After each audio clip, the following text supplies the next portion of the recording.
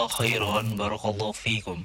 Video ini dibuat atas partisipasi dari donasi Anda. Semoga menjadi amal jariah bagi Anda semuanya.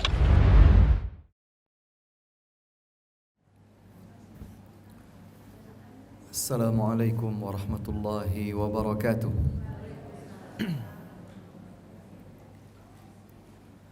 A'udzu billahi minasy syaithanir rajim. Bismillahirrahmanirrahim. Innal hamdalillah nahmaduhu wa nasta'inuhu wa nastaghfiruh. Wa na'udzu billahi min shururi anfusina wa sayyiati a'malina. من يهده الله فلا مضل له ومن يضلل فلا هادي له أشهد أن لا إله إلا الله وحده لا شريك له وأشهد أن محمدا عبده ورسوله يا أيها الذين آمنوا اتقوا الله حق تقاته ولا تموتن إلا وأنتم مسلمون يا أيها الناس اتقوا ربكم الذي خلقكم من نفس واحدة وخلق منها زوجها وبث منهما رجالا كثيرا ونساء واتقوا الله الذي تساءلون به والأرحام إن الله كان عليكم رقيبا يا أيها الذين آمنوا اتقوا الله وقولوا قولا سديدا يصلح لكم أعمالكم ويغفر لكم ذنوبكم ومن يطع الله ورسوله فقد فاز فوزا عظيما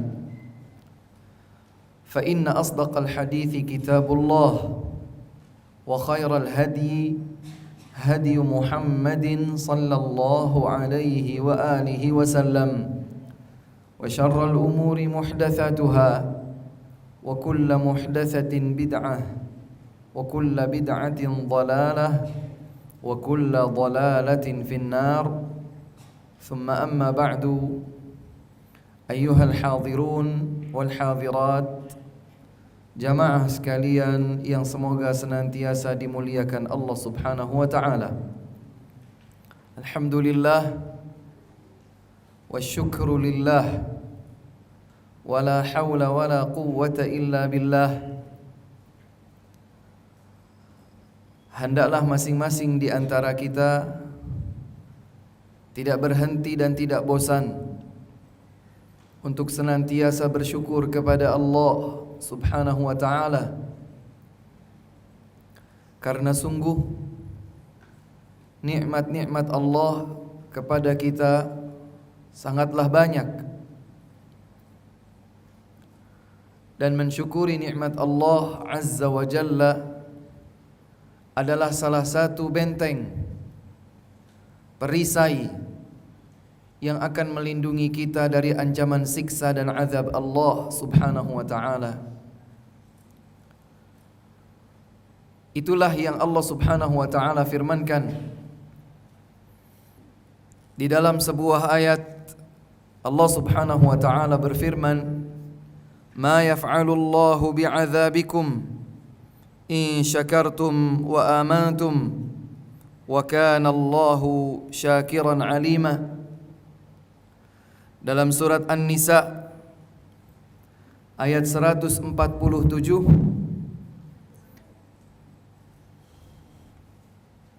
Allah Subhanahu wa ta'ala berfirman menyatakan, "Ma yaf'alullahu bi'adzabikum." Tidaklah Allah Subhanahu wa ta'ala menyiksa kalian dengan azabnya.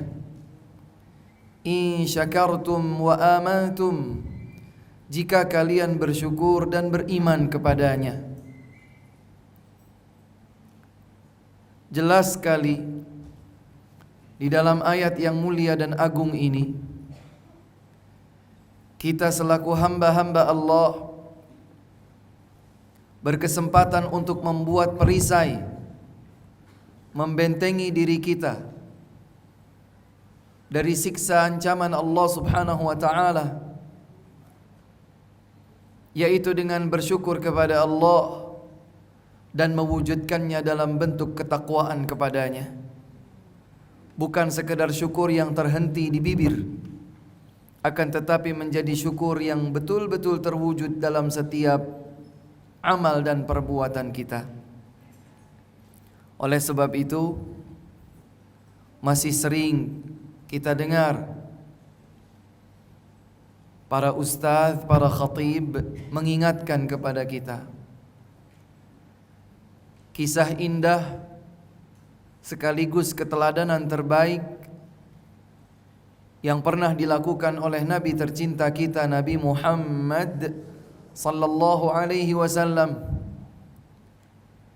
Di sebuah malam tatkala istri beliau Aisyah radhiyallahu anha terjaga dari tidurnya,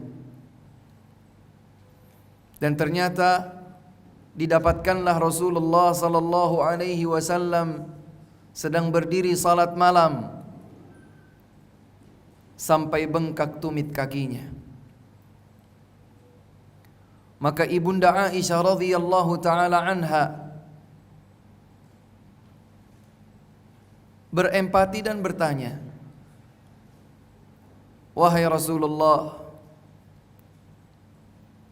bukankah engkau adalah hamba yang telah diampuni oleh Allah subhanahu wa ta'ala dosa yang telah lalu, bahkan dosa yang akan datang? Mengapa engkau melakukan sedemikian ini?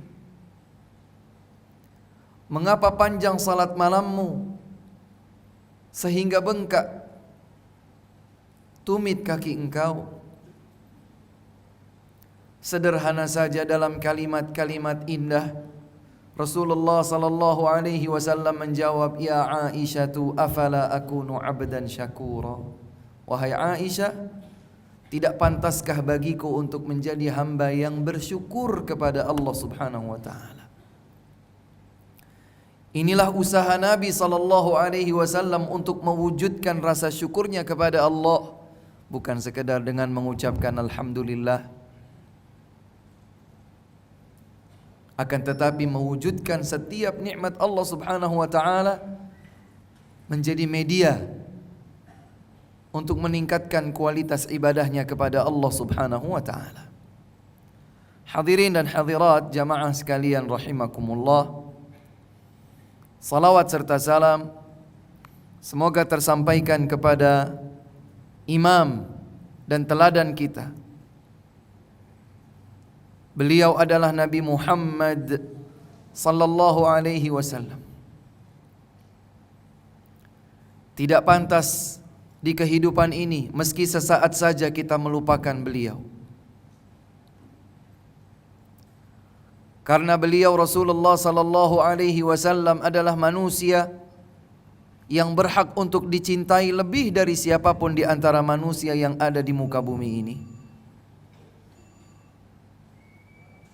Beliau dalam hadis yang sahih diriwayatkan oleh Al-Bukhari dan Muslim dari sahabat mulia Anas bin Malik radhiyallahu taala anhu, beliau bersabda, "La yu'minu ahadukum hatta akuna ahabba ilaihi min waladihi wa walidihi wan nasi ajma'in." Tidak beriman salah seorang di antara kalian sehingga aku, kata Nabi, menjadi lebih dia cintai daripada anaknya, daripada kedua orang tuanya, dan daripada seluruh manusia yang ada di jagat raya ini. Tidak sempurna iman salah seorang di antara kita jika cintanya kepada Nabi tidak lebih besar daripada cintanya kepada manusia yang lain. Apakah dirinya sendiri, ataukah pasangan hidupnya, ataukah anak keturunannya, atau kedua orang tuanya, atau siapapun di antara manusia yang ada dalam hidupnya. Suatu ketika Umar berkata kepada Nabi sallallahu alaihi wasallam, "Ya Rasulullah, demi Allah, la anta ahabbu ilayya min kulli ahadin illa min nafsi." Rasul, demi Allah, engkau adalah orang yang paling aku cintai dibandingkan cintaku kepada seluruh manusia kecuali diriku sendiri.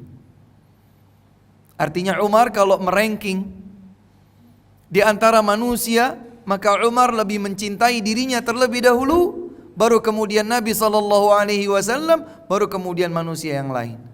Maka Nabi menegurnya, la ya Umar, hatta akuna ahabba ilaika min nafsik.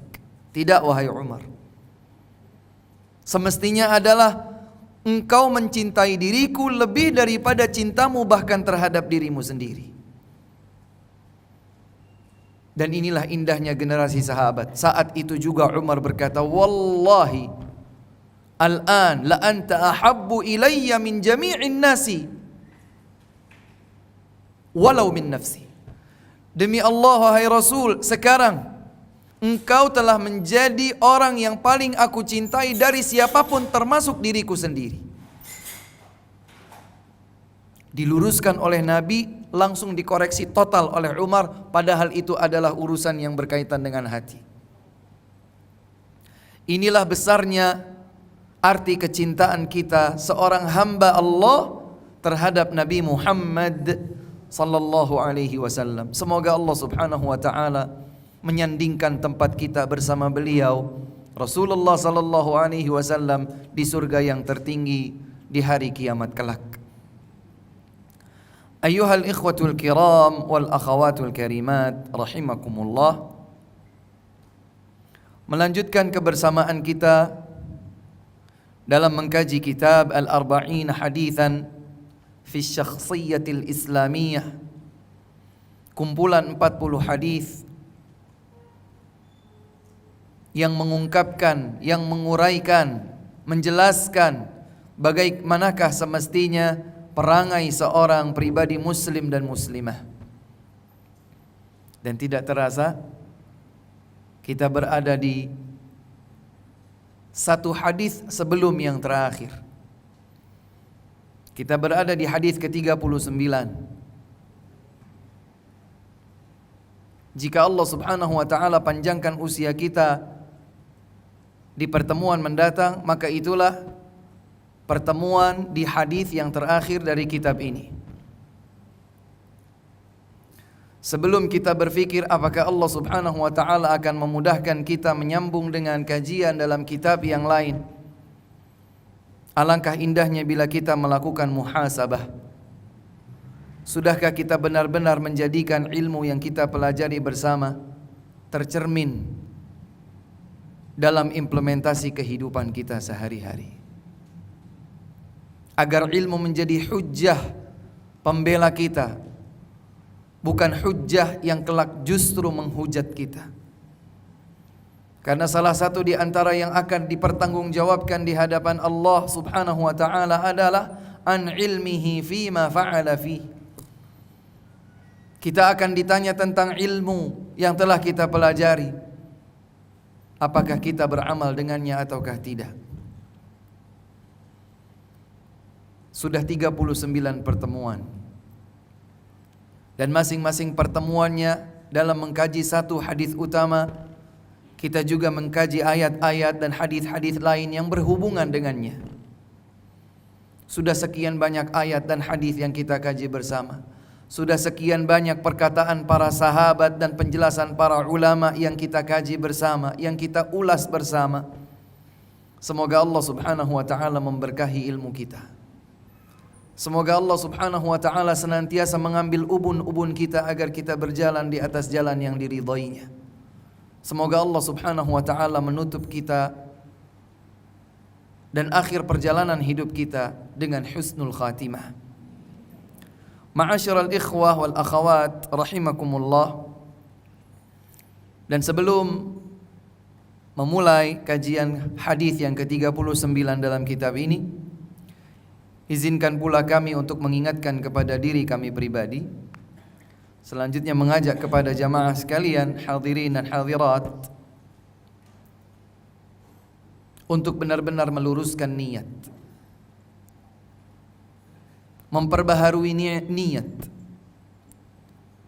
Karena niat merupakan pondasi awal, pondasi dasar dibangunnya sebuah amal.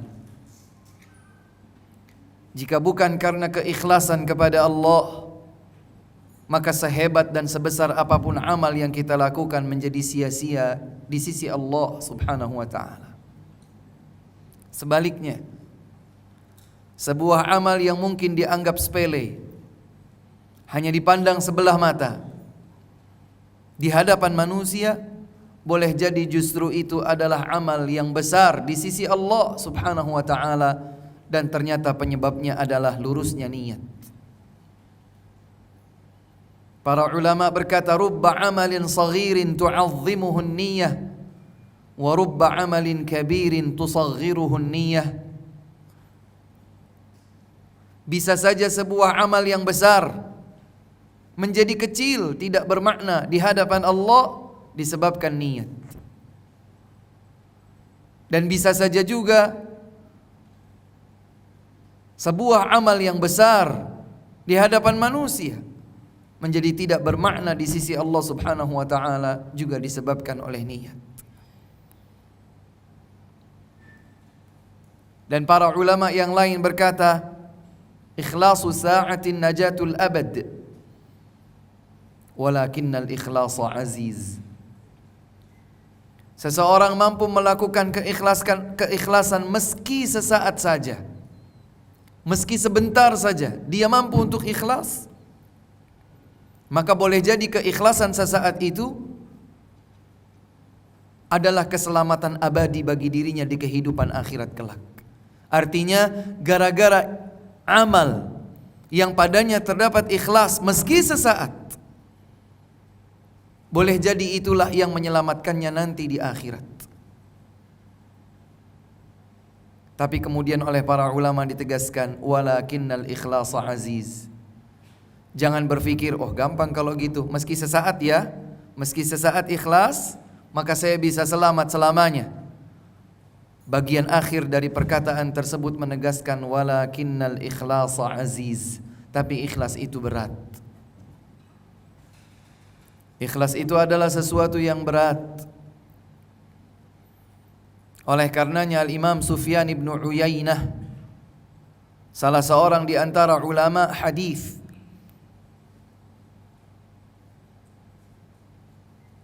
beliau pernah berkata, ma'alajtu syai'an ashadda ala nafsi minan niyyah. Aku tidak pernah mengobati sesuatu yang lebih berat pada diriku melebihi niat. Allahu Akbar. Ini seorang imam, Pak. Seseorang yang ilmu kita di hadapan ilmunya mungkin tidak seujung jari, tidak seujung kuku jari kita. Seorang imam yang amal salihnya dibandingkan amal salih kita, amal salih kita tidak sebanding sama sekali dengan seujung kuku jari kita di hadapan amal salih beliau. Tapi beliau berkata, dan perkataan beliau menggugah masing-masing di antara kita. Kata beliau, aku tidak pernah mengobati sesuatu yang lebih berat pada diriku melebihi niat.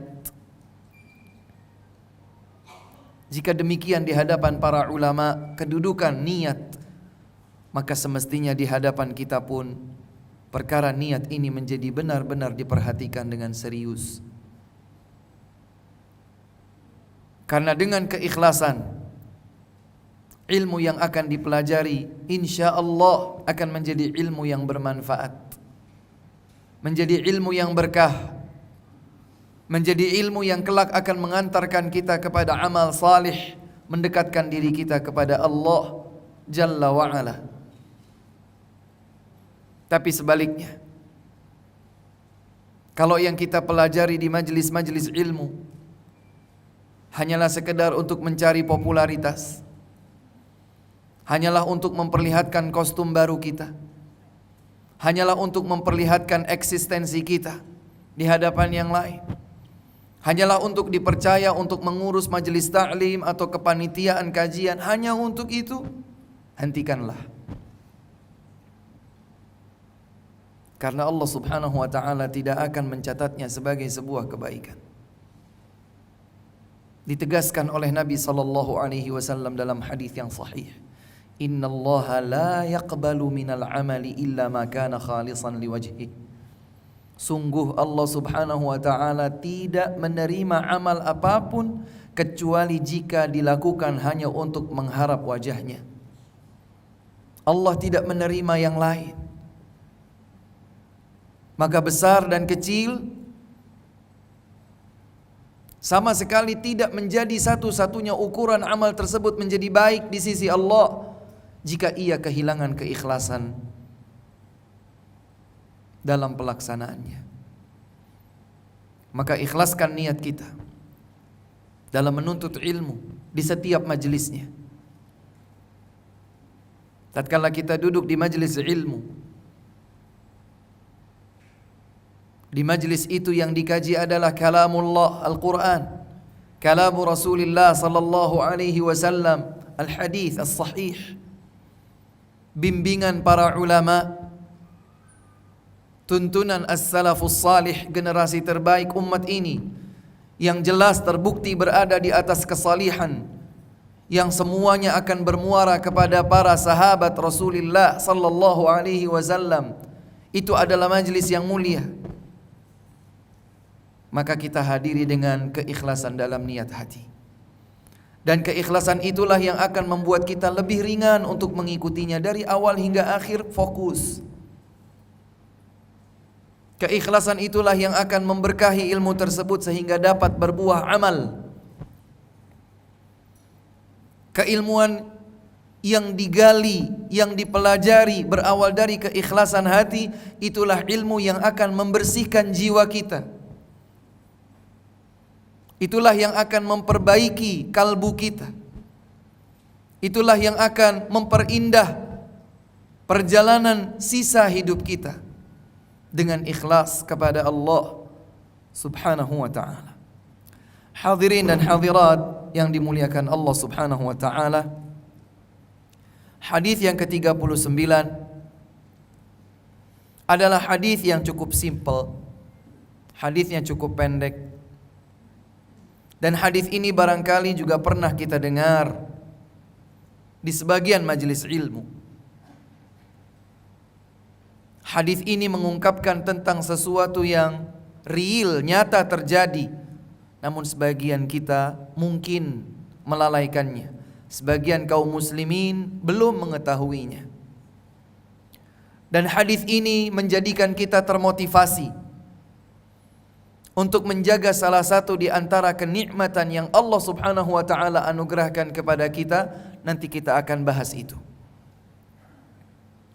Hadis ini adalah hadis yang sahih, diriwayatkan oleh Imam Muslim dan juga para imam hadis lain dengan jalur-jalur riwayat yang berbeda.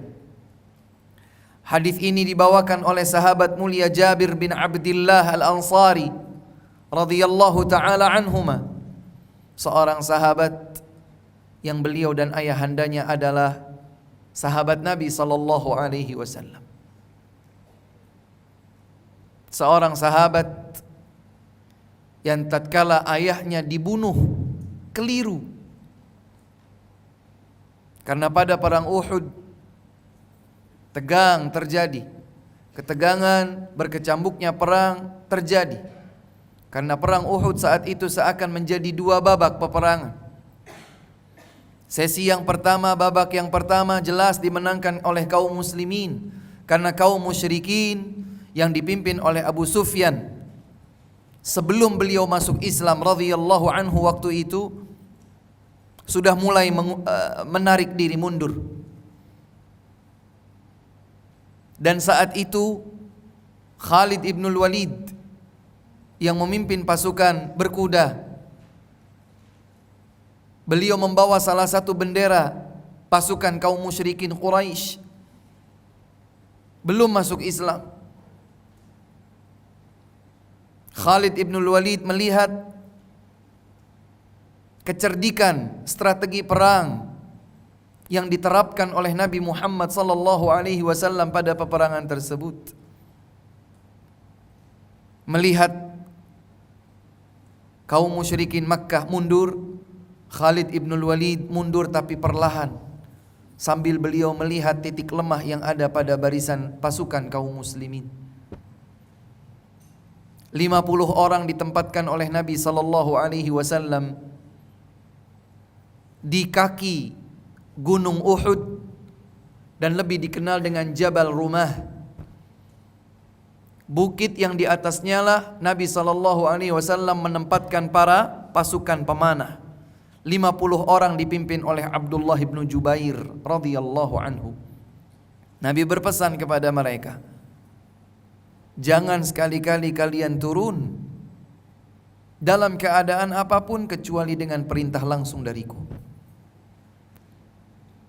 Melihat dan mengira bahwa perang telah usai, telah berakhir, sebab 50 orang tersebut yang menjadi jantung kekuatan pertahanan kaum muslimin, melihat saudara-saudara mereka di bawah sudah mulai mengambil harta rampasan perang, mengira bahwa kaum musyrikin sudah benar-benar lari dari medan perang, mengira bahwa peperangan telah selesai, telah berakhir dengan kemenangan bagi kaum muslimin. Mereka lupa akan pesan Nabi sallallahu alaihi wasallam, mereka turun. Diingatkan oleh pimpinan mereka Abdullah bin Jubair, wahai para sahabatku, aku ingatkan kepada kalian demikian dan demikian. Maka mereka berkata, wahai Abdullah, perang sudah selesai. Perang sudah selesai. Apa yang akan lagi kita lakukan di sini? Sudah selesai. Lihatlah saudara-saudara kita di bawah sudah mengambil harta rampasan perang.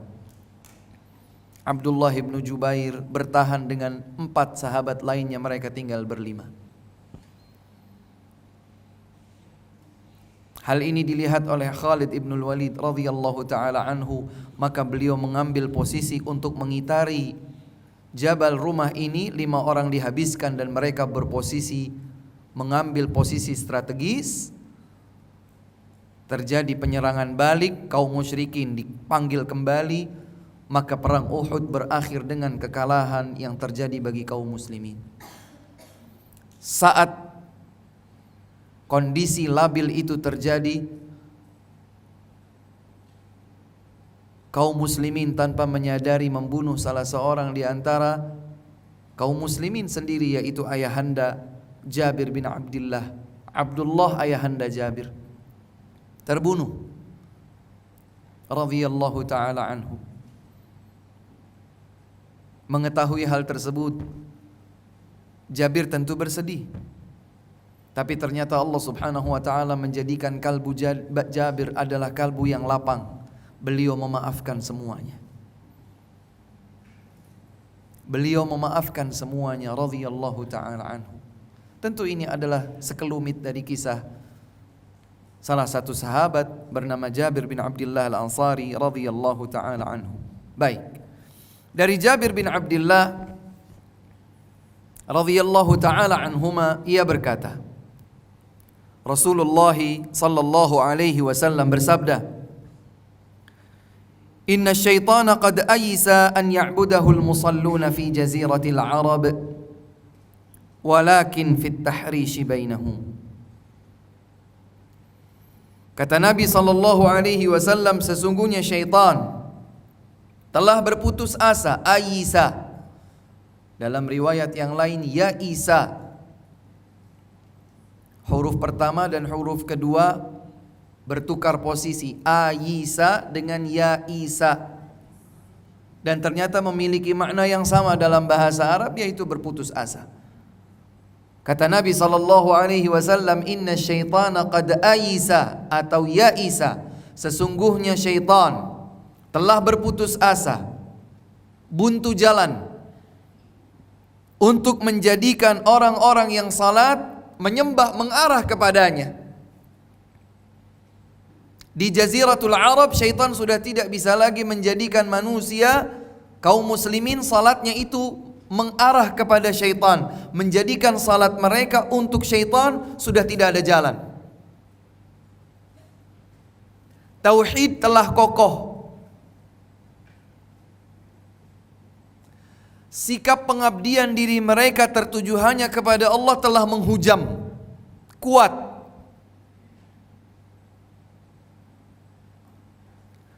tatkala syaitan berputus asa meruntuhkan tauhid kaum muslimin, bukan berarti syaitan tidak punya jalan yang lain untuk meruntuhkan mereka.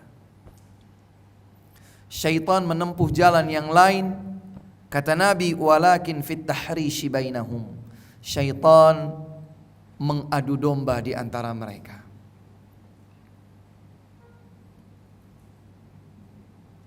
Hadis ini sahih, diriwayatkan oleh Imam Muslim dan selainnya. Hadirin yang dimuliakan Allah Subhanahu wa taala. Ini adalah hadis yang mengajak kita untuk merenung, termasuk bagi diri kita kaum muslimin yang ada di negeri tercinta ini.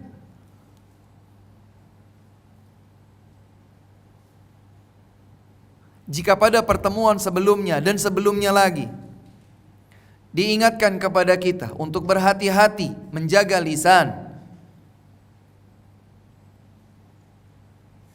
karena lidah ini beraktivitas begitu cepat, dia begitu cepat melesat dan begitu cepat merusak hubungan dan mengadu domba di antara orang-orang yang telah memiliki kesatuan hati, berdampak besar. Bahkan kata Nabi SAW, mengadu domba itu adalah haliqah, pemutus. La aqulu haliqatus sya'r, aku tidak berkata hanya sekedar memutus rambut, walakin haliqatud din, tetapi memutuskan tali agama. Demikianlah syaitan yang memang telah bersumpah di hadapan Allah Subhanahu wa taala untuk menggoda, menggelincirkan anak cucu Adam. Sejak pertama kali iblis dikeluarkan dari surga Allah Subhanahu wa taala. Begitu dikeluarkan, iblis berkata kepada Allah, qala rabbi anzirni ila yaumi yub'atsun. Ya Allah, tangguhkan usiaku sampai hari kiamat. Yang artinya syaitan meminta untuk tidak mati sampai hari kiamat tiba. Ternyata Allah Subhanahu wa taala mengabulkan dan berfirman, qala innaka minal munzirin. Ya, engkau akan dipanjangkan usia. Loh Ustadz, kok Allah memanjangkan usia? Tidak usah bertanya apa yang Allah putuskan. Allah punya hikmah yang mungkin kita tidak bisa tangkap dengan nalar kita. Barangkali tidak rasional buat kita. Tapi justru di situ nilai ujian. Agar terbedakan mana hamba-hamba yang teguh di atas jalan Allah dan mana hamba-hamba yang rapuh keimanannya sehingga ia tergelincir dengan godaan syaitan.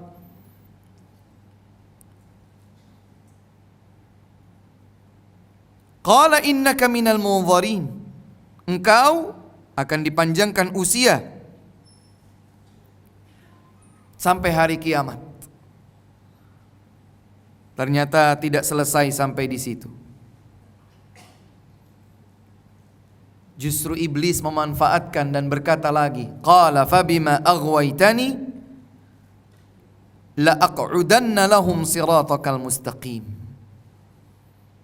Ya Allah, oleh sebab engkau telah menggelincirkanku, aku pun akan menggelincirkan mereka dari jalanmu yang lurus. Tsumma la'atiyannahum min baini aydihim. Aku akan datangi mereka dari arah depan. Wa min khalfihim, dari arah belakang. Wa an aymanihim, dari arah kanan. Wa an syama'ilihim, dari arah belakang. Thumma la tajidu aktsarahum syakirin. Kemudian engkau ya Allah tidak akan mendapatkan kebanyakan dari mereka bersyukur. Ini juga digaris bawahi lagi. Syaitanlah yang berharap, yang berjuang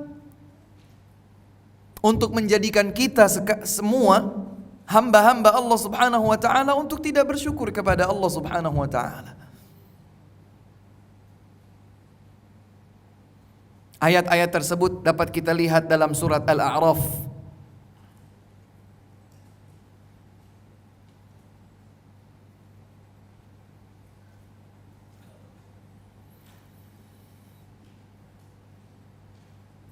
Ceritanya beruntut sejak Allah Subhanahu wa taala memerintahkan seluruh penduduk surga untuk sujud kepada Adam. Ternyata semua patuh kepada Allah kecuali iblis. Maka iblis dikeluarkan. Tatkala iblis dikeluarkan, mulailah dia berucap, "Fa'anzirni ila yaumi yub'atsun." Ya Allah, panjangkan usiaku sampai hari kiamat. Nanti bisa dilihat pada surat Al-A'raf ayat 12 dan seterusnya.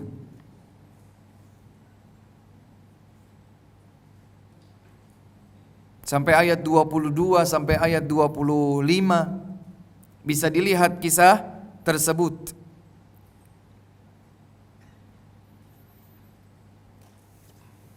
Hadirin dan hadirat yang dimuliakan Allah Subhanahu wa taala, itulah iblis dan anak keturunannya, bala tentaranya dari kalangan syaitan. Dan tidaklah disebut syaitan kecuali karena dia membangkang kepada Allah Subhanahu wa taala. Syaitan diambil dari kata syatana. Shin, ta dan nun, syatana. Maka jangan kasih nama anak baik laki-laki atau perempuan syatana. Sebagian orang itu mencari nama yang unik, katanya ini belum dipakai.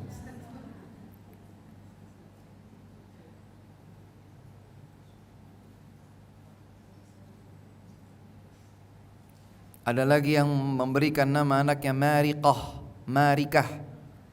Marikah artinya keluar. Dalam bahasa ilmiah sering diungkapkan sebagai kafirah. Mariqatun minad din, orang yang keluar dari agama. Jadi kalau ingin memberikan nama, ingin bernuansa bahasa Arab, hanya sekedar mencari karena belum banyak dipakai. Subhanallah, dalam hal ini sudah dituntunkan oleh Nabi SAW. Nama yang paling baik buat anak laki-laki, nama yang paling dicintai oleh Allah Subhanahu wa taala bagi laki-laki. Adapun nama perempuan maka lebih luas. Namun padanya tidak terdapat unsur rekomendasi terhadap diri sendiri, karena Nabi SAW mengganti beberapa nama wanita menjadi bermakna lebih baik, atau nama-nama yang memiliki makna justru tercela. Siapa nama putrinya ini, Bu? Syatanah, Ustaz. Syatanah.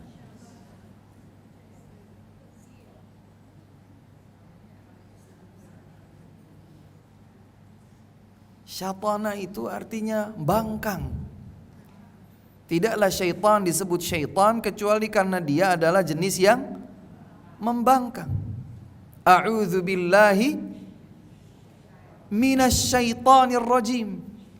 Aku berlindung diri kepada Allah dari syaitan yang terkutuk, ar-rajim. Emangnya ada saat syaitan yang tidak membangkang? Ada. Dan itu masuk kategori jin secara umum.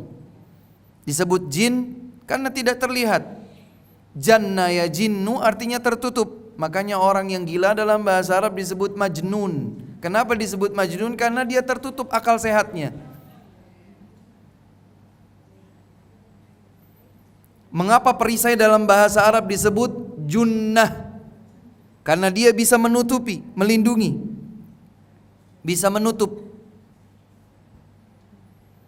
Maka jin ada yang baik.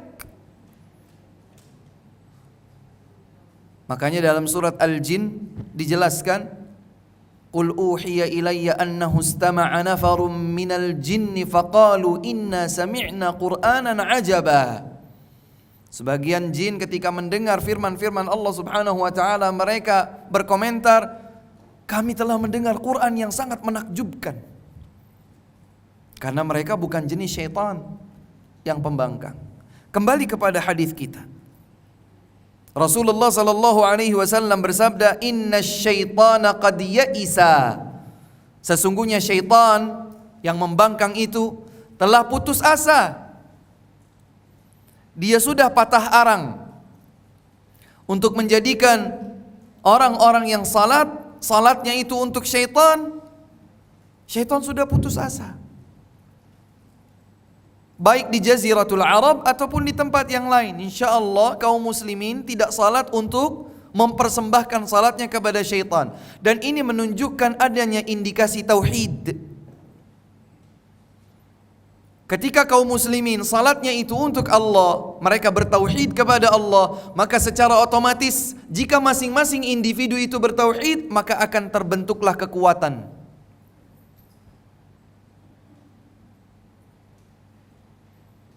Coba kita pikirkan, ini di sini berapa yang hadir? 100, 200, 300? Apakah kita semua mewakili seluruh kaum muslimin? Tidak, kita hanya secuil.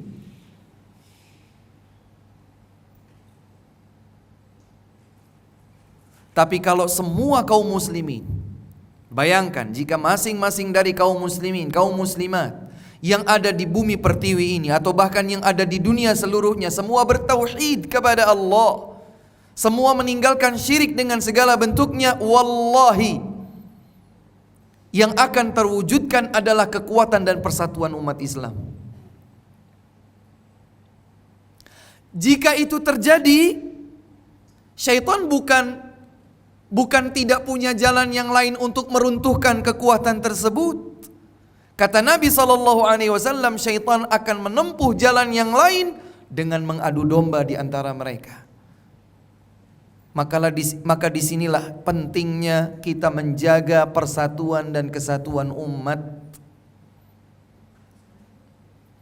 Urgensi untuk menjaga keutuhan persaudaraan umat. Bukan berarti menjaga keutuhan persaudaraan umat itu dengan membiarkan kemungkaran, tidak. Amar ma'ruf nahi mungkar wajib untuk tetap ditegakkan. Tegakkan. Tapi bukan berarti kalau kita sudah beramar ma'ruf nahi mungkar, orang itu tidak mendengarkannya, maka lihat apa sih yang sedang kita nasihati, apa yang sedang kita ingkari. Karena pengingkaran terhadap kemungkaran itu, kemungkaran berbeda-beda. Ada kemungkaran yang vital dan fatal, ada kemungkaran yang masih bisa ditoleransi. Ada kemungkaran yang tidak boleh terjadi sama sekali, seperti kesyirikan. Ini kita tidak berikan toleransi. Tetapi ada beberapa perbedaan yang masih mungkin tetap menjalin persaudaraan dan kesatuan di antara kita. Wah itu Ustadz, itu yang saya belum tahu Ustadz, mana yang masih bisa ditoleransi, mana yang tidak. Makanya berilmu, belajar, dan jangan bicara atas nama agama tanpa ilmu. Kalau tidak tahu, diam. Kalau belum berilmu, diam. Jangan sampai kita merasa boleh menempatkan diri kita pada ranah yang bukan ranah kita. Kita merasa sudah layak berada di zona tertentu untuk bicara apa saja, padahal kita belum memiliki zona tersebut. Kalau kita melihat bagaimana etika para ulama tatkala mereka ditanya sebuah fatwa, wahai syekh, wahai alim, wahai imam, apa hukum ini dan itu?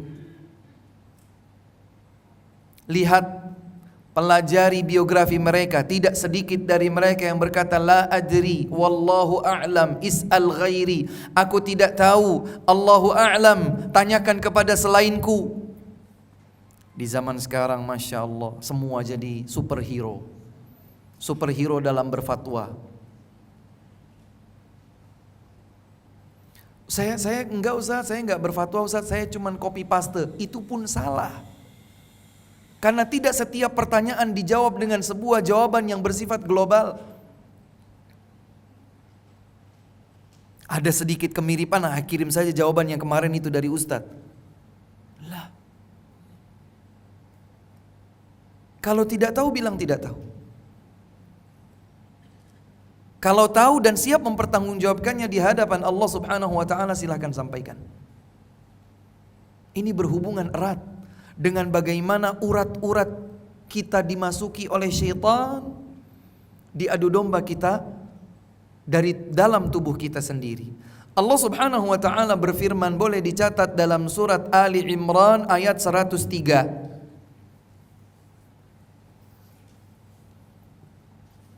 Pada surat Ali Imran ayat 103 Allah Subhanahu wa ta'ala berfirman menyatakan, A'udzu billahi minasy syaithanir rajim.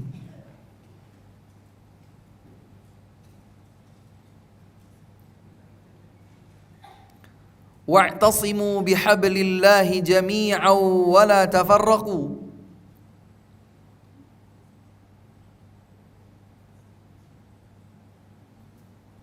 واذكروا نعمة الله عليكم إذ كنتم أعداء فألف بين قلوبكم فأصبحتم بنعمته إخوانا.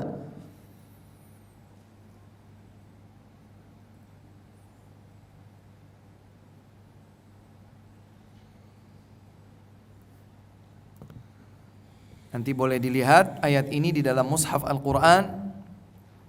Allah Subhanahu wa ta'ala berfirman, wa'tasimu bihablillahi jami'an. Berpegang teguhlah kalian semua dengan tali Allah. Apa yang dimaksud dengan tali Allah? Yang dimaksud dengan tali Allah adalah kitabullah, Al-Quran. Yang dimaksud dengan tali Allah adalah dinullah, agamanya, agama Islam.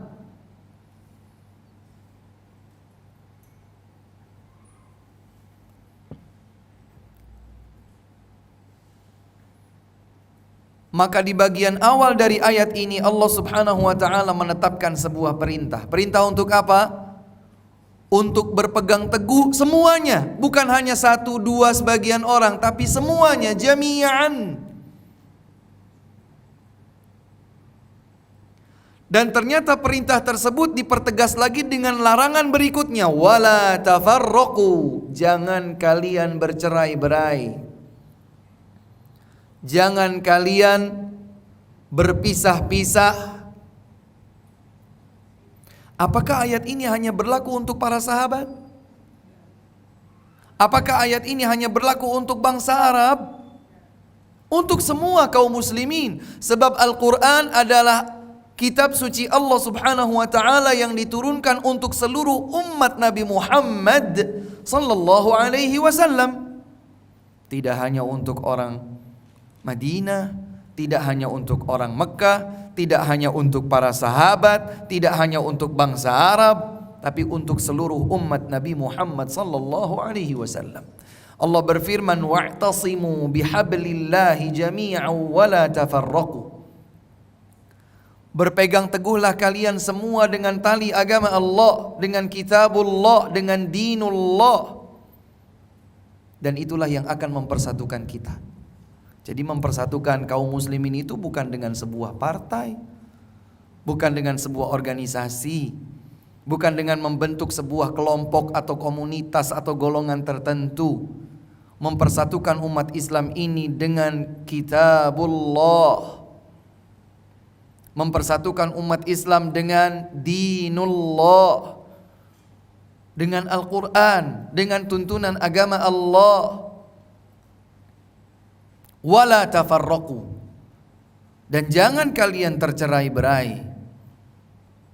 Kemudian Allah Subhanahu wa ta'ala melanjutkan, wadhkuru ni'matallahi alaikum, dan ingatlah oleh kalian semua nikmat Allah untuk kalian. Apa nikmat itu? Idh kuntum a'da'an fa'allafa baina qulubikum fa asbahtum bi ni'matihi ikhwana. Yaitu tatkala kalian masih bermusuh-musuhan, tidak saling mengenal, yang kuat menguasai yang lemah. Semua seakan berjalan sendiri-sendiri. Saat itu maka diturunkanlah nikmat Allah, dilembutkan hati kalian, kalbu kalian dilembutkan oleh Allah, dan dijadikanlah kalian bersaudara. Allahu Akbar. Dijadikanlah kalian dengan nikmat Allah menjadi saudara. Saya tidak kenal dengan seluruh nama bapak dan ibu sekalian di sini. Saya tidak kenal. 1, 2 mungkin masih, 1, 2, 3 mungkin kenal. Dan kalaulah kenalannya sudah cukup lama menyebutkan nama, mungkin sudah lupa. Tapi bukan itu arti sebuah persaudaraan. Sekedar kenal namanya. Persaudaraan dibangun di atas kitabullah. Persaudaraan dibangun di atas kebenaran dinullah. Persaudaraan dibangun di atas persatuan, suka untuk bersatu, maka disebut ahlus sunnah wal jamaah. Apa artinya berjamaah? Bersama, bersatu. Ahlus sunnah adalah siapa saja yang cinta, yang suka beramal, menegakkan as-sunnah, tuntunan sunnah Nabi Muhammad sallallahu alaihi wasallam. Mereka selalu kembali kepada tuntunan beliau, wal jamaah, dan bersatu. Bukan bersatu membentuk komunitas sendiri, tetapi benar-benar bersatu sambil terus menegakkan dakwah, sambil terus menegakkan amar ma'ruf nahi mungkar. Kalau ada seseorang diberikan kebenaran, dia masih enggan menolak, enggan menerima, bersabar. Kalau bukan sekarang berarti besok. Kalau bukan pekan ini pekan depan. Kalau bukan tahun ini tahun depan. Kalau bukan oleh saya, oleh teman saya. Kalau bukan oleh generasi saya, oleh generasi anak-anak keturunan saya. Tegak amar ma'ruf nahi mungkar. Tapi kita bersatu.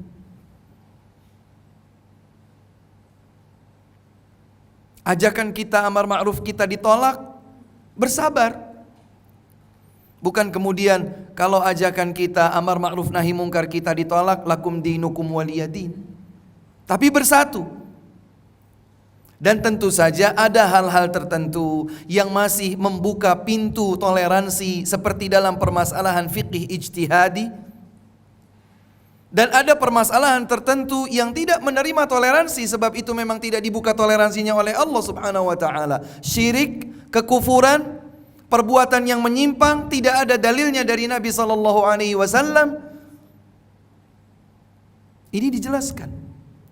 Ada bagian-bagian tertentu yang tidak menerima toleransi. Seperti misalnya al-wala wal bara. Seperti misalnya tauhid dengan syirik. Dan hal-hal yang lain. Nah, mungkin masih ada yang bertanya, Ustadz, itu saya yang belum tahu, Ustadz. Jadi bagaimana saya harus membedakan mana yang bisa ditoleransi, mana yang tidak bisa ditoleransi? Jawabannya, solusinya adalah belajar.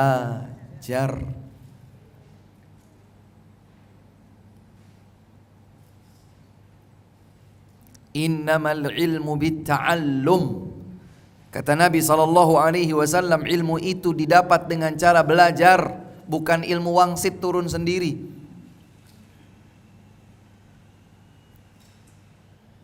Belajar, menggali kebenaran, cross check kebenarannya dan buktikan bahwa itu memang benar-benar ada dalam Al-Quran, dalam hadis yang sahih, dan dapat dibuktikan validitasnya melalui riwayat-riwayat, dapat dipahami dengan benar sebagaimana pemahaman generasi terindah umat ini, yaitu para sahabat Rasulullah sallallahu alaihi wasallam, as-salafus salih. Allah Subhanahu wa taala menegaskan bahwa persaudaraan di antara kita adalah nikmat darinya. Fa asbahtum bi ni'matihi ikhwana. Jadilah kalian dengan nikmat Allah saling bersaudara. Maka Allah Subhanahu wa taala juga menegaskan dalam surat Al-Hujurat ayat 10. Surat Al-Hujurat ayat 10, innamal mu'minuna ikhwah. sesungguhnya orang-orang yang beriman, yang telah tersatukan di atas iman, yang telah bersatu di atas tauhid, mereka semua bersaudara. Berarti orang yang bertauhid dengan orang yang berbuat syirik tidak bersaudara. Karena yang bersaudara adalah kaum mukminin, yang bersaudara adalah kaum muwahhidin, yang bertauhid kepada Allah Subhanahu wa taala. Jadi Ustadz, kalau saya ketemu dengan orang pelaku kesyirikan seperti apa Ustadz? Perlakukan dia dengan semestinya. Sampaikan kepadanya kebenaran. Tegakkan amar ma'ruf nahi mungkar kepadanya. Dia terima, dia bertaubat, kembali kepada tauhid, kembali kepada peribadatan hanya untuk Allah, maka dia menjadi saudara kita. Tapi kalau tidak, maka memang ada jarak.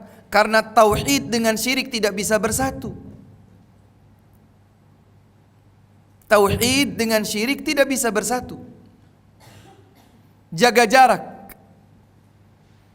Seperti hadis yang kemarin kita kaji. Zayiluhum bi'a'malikum.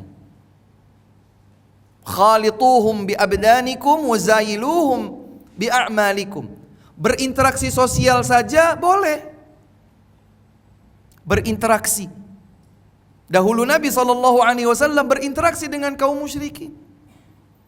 Dahulu Nabi SAW berinteraksi dengan kaum munafikin. Sekedar berinteraksi berbeda dengan kalau kita kemudian memberikan loyalitas kepada mereka, mempersaudarakan mereka seperti kita mempersaudarakan orang-orang yang beriman. Tidak. Ada al-wala al-bara yang menjadi garis pemisah.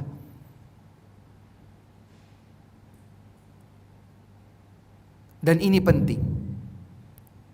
Ini adalah sesuatu yang penting.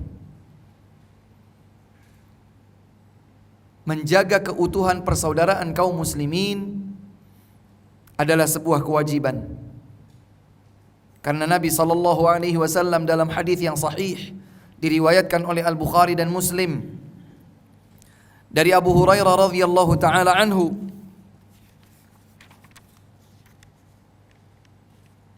juga dari Abdullah bin Umar radhiyallahu taala anhuma, Rasulullah sallallahu alaihi wasallam bersabda, la tahasadu, jangan saling dengki. Ada dua jalur, Bu. Hadisnya diriwayatkan Bukhari, Muslim dengan beberapa riwayat, tapi jalurnya dari sahabat Abu Hurairah juga dari sahabat Abdullah bin Umar radhiyallahu anhum jami'an. Nabi bersabda, la tabaghadu, jangan saling dengki. Wala la tahasadu, jangan saling dengki. Wala tabaghadu, jangan saling benci.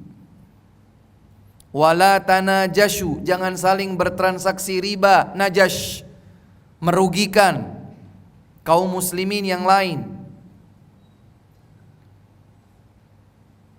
Wala tadabaru, jangan saling membelakangi. Wala yabi' ba'dukum ala bai'i ba'din, jangan sebagian kalian bertransaksi di atas transaksi sebagian yang lain. A dan si B belum selesai bertransaksi, ternyata ditunggangi oleh si C. Si A menawarkan kepada si B, saya jual tanah saya 1 hektar dengan harga 1 miliar. Oh iya baik, kalau begitu saya coba rembukan dulu dengan keluarga saya minta waktu 3 hari. Si C mendengar, C datang kepada A, saya beli tanah kamu 1,5 miliar. Ini tidak boleh. Biarkan 3 hari itu selesai, B memperjelas dia akan lanjut atau tidak. Kalau lanjut maka transaksi terjadi, kalau tidak lanjut baru kemudian si C yang datang menawarkan. Mau dia beli dengan penawaran 1 miliar, 1,5 miliar, atau berapapun itu sudah menjadi haknya karena transaksi antara A dan si B belum selesai dengan masa khiyar. Maka kata Nabi, jangan sebagian kalian merusak transaksi dengan menumpanginya di atas transaksi saudara kalian yang lain. Kemudian Nabi berpesan, wa kunu ibadallahi ikhwana. Jadilah kalian semua hamba-hamba Allah yang bersaudara.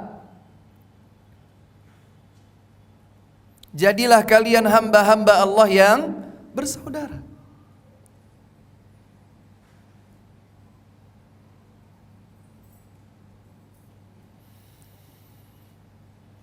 Seperti apa gambarannya persaudaraan Islam itu? Gambarannya adalah dengan menegakkan tauhid. Kita bersaudara di antara umat Islam seluruhnya, apakah yang kita kenal, yang satu bangsa dengan kita, satu bahasa dengan kita, atau bahkan yang tidak kita kenal. Persaudaraan kita jalin di atas tauhid, keimanan kepada Allah, keesaan ibadah yang hanya dimiliki oleh Allah Subhanahu wa ta'ala. Allah berfirman dalam surat Al-Anbiya, surat yang ke-21, ayat ke-92. Dalam surat Al-Anbiya, Allah Subhanahu wa ta'ala berfirman menggambarkan tentang bagaimana semestinya persaudaraan di antara umat ini. Allah berfirman, inna hadhihi ummatukum ummatan wahidah wa ana rabbukum fa'budun. Sesungguhnya umat ini adalah umat yang satu. Jelas, ummatan wahidah, umat yang satu. Wa ana rabbukum, dan aku, kata Allah, adalah Rabb kalian, fa'budun. Maka beribadahlah kalian hanya kepadaku. Bertauhid. Jadi umat ini akan terbentuk menjadi umat yang satu kalau mereka semua bertauhid kepada Allah Subhanahu wa ta'ala. Al-Anbiya ayat 92. Ayat yang serupa Allah firmankan dalam surat Al-Mu'minun ayat 52. Surat Al-Mu'minun ayat 52. Allah berfirman, inna hadhihi ummatukum ummatan wahidatan wa ana rabbukum fattaqun. Persis sama. Sesungguhnya umat kalian ini adalah umat yang satu, dan aku adalah Rabb kalian, kata Allah, maka bertakwalah kalian kepada aku. Surat Al-Mu'minun ayat 52. Tadi surat Al-Anbiya 92, ini Al-Mu'minun ayat 52. Maka umat ini akan menjadi umat yang satu, yang kokoh, yang kuat dengan bertauhid kepada Allah, dengan menjadikan Allah sebagai satu-satunya tempat kita bersandar, tempat kita menyembah, tempat kita menuju Allah Subhanahu wa ta'ala dalam tauhid. Dan ini sebetulnya terbukti, silahkan cross check dalam ayat manapun pada Al-Quran, dalam hadis manapun. Adakah satu nabi saja atau satu rasul saja yang dakwahnya bukan berisi tauhid? Jawabannya saya bisa pastikan sekarang, tidak ada. Semua nabi, semua rasul, inti dakwahnya satu, mengajak umat ini seluruhnya menuju ibadah hanya kepada Allah Subhanahu wa ta'ala. Tidak ada yang lain. Dan itulah yang Allah Subhanahu wa ta'ala firmankan dalam surat Al-Anbiya, sama surat Al-Anbiya ayat 25. Allah Subhanahu wa ta'ala berfirman, wa ma arsalna min qablika min rasulin illa nuhi ilaihi annahu la ilaha illa ana fa'budun. Surat Al-Anbiya ayat 25, Allah berfirman, tidaklah kami mengutus sebelum engkau wahai Muhammad seorang rasul pun kecuali kami wahyukan kepadanya la ilaha illa ana. Tidak ada ilah yang berhak disembah kecuali aku, Allah Subhanahu wa ta'ala, fa'budun. Maka beribadahlah kalian kepadaku.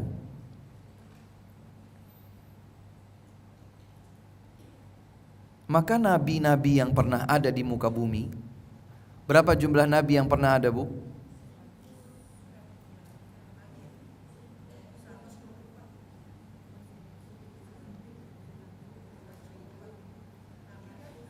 Berapa jumlah nabi yang pernah diutus oleh Allah Subhanahu wa taala ke muka bumi ini untuk manusia?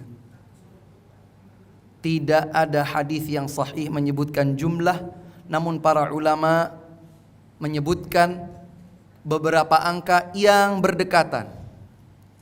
124.000 atau 125.000, mi'atu alfin wa arba'atun wa ishruna alfa. Tapi semua hadisnya dhaif.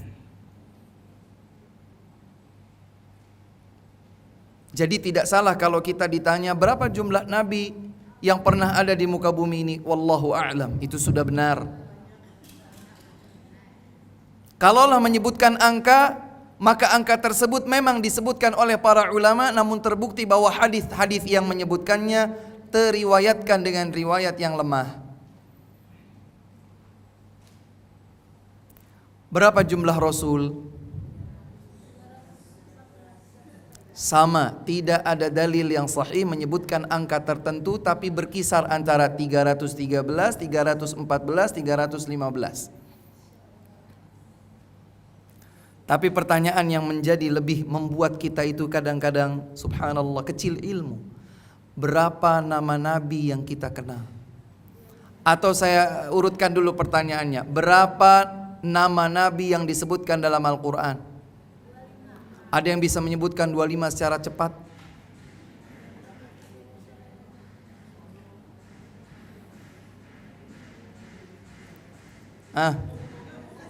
Yang bisa menyebutkan 25 nama nabi yang memang disebutkan dalam Al-Quran, cepat, tidak putus-putus, dapat hadiah dari panitia.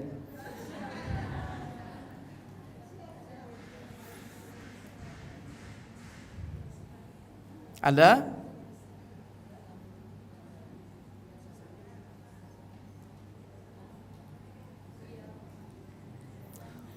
Bayangkan dari 124.000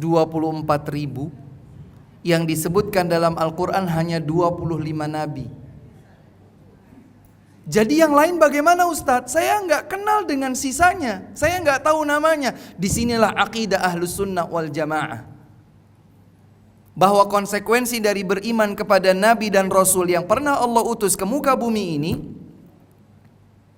konsekuensi beriman kepada para rasul utusan Allah tersebut, di antaranya adalah beriman terhadap nama-nama yang nama-nama mereka disebutkan dalam Al-Quran. Kita beriman langsung.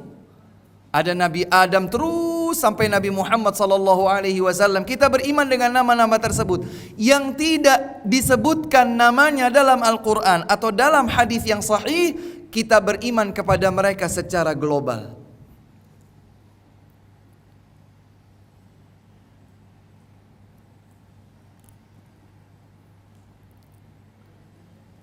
Banyak di antara kaum muslimin yang juga belum tahu beriman kepada para malaikat itu bentuknya seperti apa. Seperti apakah iman kepada para malaikat? Ya pokoknya saya percaya Ustaz. Apanya yang dipercayai? Wa ma utitu minal ilmi illa qalila. Kita tidak dikasih ilmu kecuali sedikit. Sudah sedikit, gak mau belajar pula kita ini. Kata Allah Subhanahu wa taala, "Wa ma utitu minal ilmi illa qalila." Kalian tidak diberikan ilmu kecuali sedikit. Sudah sedikit, malas pula kita pelajari. Baik, kembali. Di dalam surat Al-Anbiya ayat 25 Allah Subhanahu wa taala berfirman, "Kami tidak mengutus sebelum engkau wahai Muhammad satu rasul pun kecuali dia akan menyeru sesuai dengan wahyu yang diberikan kepadanya. Kami akan mewahyukan kepadanya," kata Allah, "agar dia menyerukan itu kepada umat manusia, la ilaha illa ana fa'budun." Tidak ada ilah yang berhak untuk disembah kecuali aku, Allah Subhanahu wa taala, maka beribadahlah kalian kepadaku. Dengan demikian para nabi seluruhnya bersatu dari sisi inti dakwah, yaitu tauhid. Padahal lintas zaman, lintas wilayah, lintas benua, tapi semua mereka memiliki satu kesatuan dalam dakwah, mengajak manusia menuju Allah Subhanahu wa taala dalam tauhid. Maka kalau ingin umat manusia bersatu, ingin kaum muslimin bersatu, tidak ada jalan yang lain kecuali menegakkan tauhid. Mustahil umat ini bisa bersatu tanpa tauhid yang satu. Berikutnya ada ayat lain yang Allah Subhanahu wa taala firmankan, tepatnya dalam surat An-Nahl. Surat An-Nahl ayat 36. Allah berfirman, "Walaqad ba'atsna fi kulli ummatin rasulan an i'budullaha wajtanibut taghut." Kami telah mengutus di setiap umat seorang rasul agar ia berdakwah menyeru kepada umatnya agar mereka beribadah hanya kepada Allah, meninggalkan taghut, peribadatan kepada selain Allah Subhanahu wa taala. Surat An-Nahl ayat 36.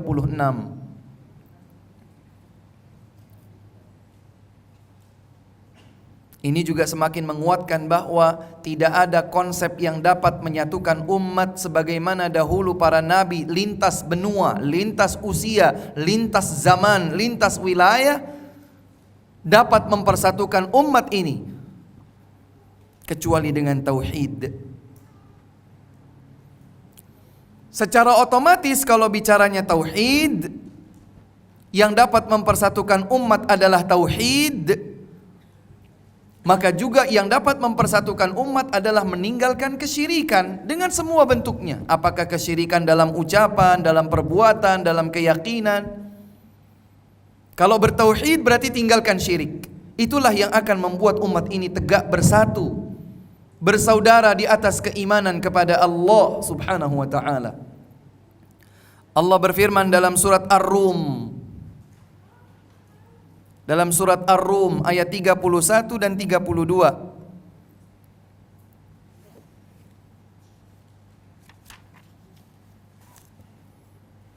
Wala takunu minal musyrikin minal ladzina farraqu dinahum wa kanu syi'a kullu hizbin bima ladaihim farihun. Ar-Rum 31 dan 32. Jangan kalian menjadi seperti halnya kaum musyrikin. Memang kenapa kaum musyrikin itu?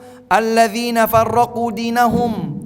Mereka menjauh dari agama Allah, mereka memecah belah agama Allah. Wa kanu syi'an. Mereka berkelompok-kelompok sendiri.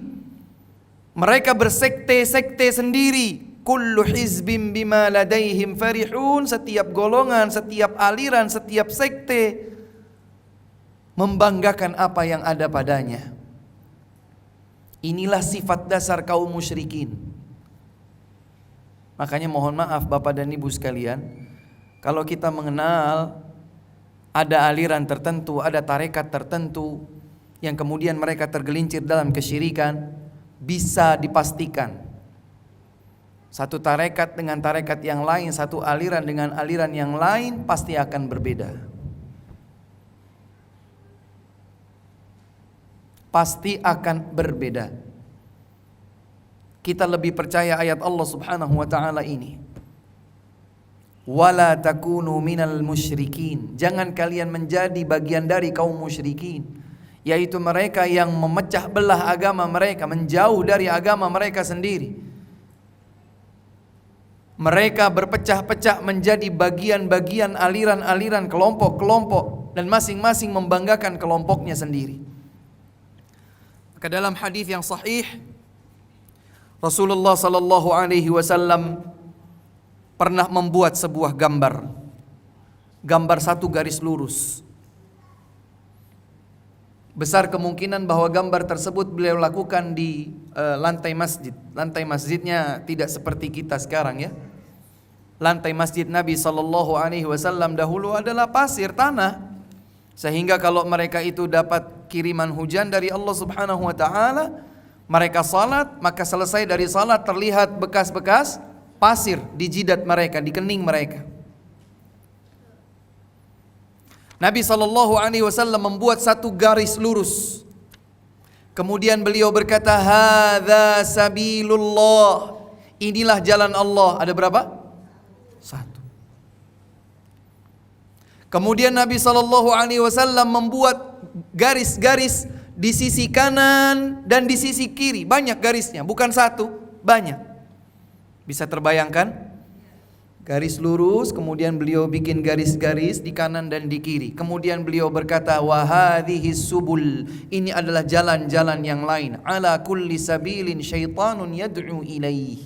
Di setiap jalan-jalan yang bercabang ini ada syaitan yang menarik kita, mengajak kita untuk tergelincir di dalamnya.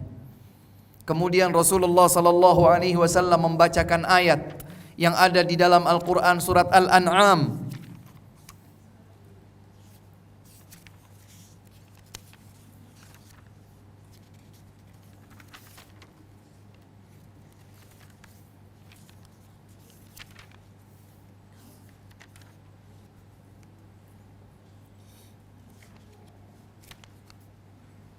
Pada surat Al-An'am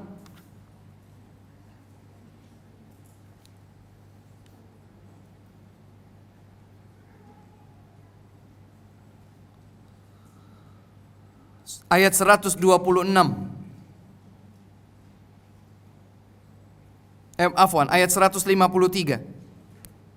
Ayat 153, surat Al-An'am ayat 153. Allah Subhanahu wa taala berfirman, "Wa anna hadza sirati mustaqima." Dan ini adalah jalanku yang lurus. Fattabi'uh, maka ikutilah. Wala tattabi'us subul, jangan kalian ikuti jalan-jalan yang lain. Fatafarraqa bikum an sabilih, maka kalian akan tercerai-berai dari jalan Allah yang lurus tadi.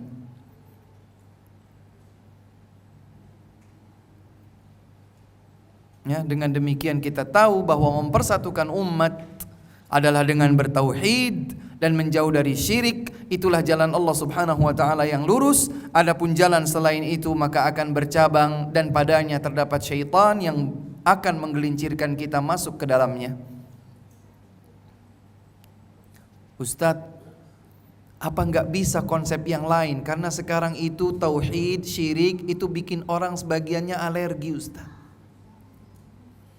Kalau sudah bicara tauhid, sudah bicara syirik, saya itu mudah menuai pro dan kontra.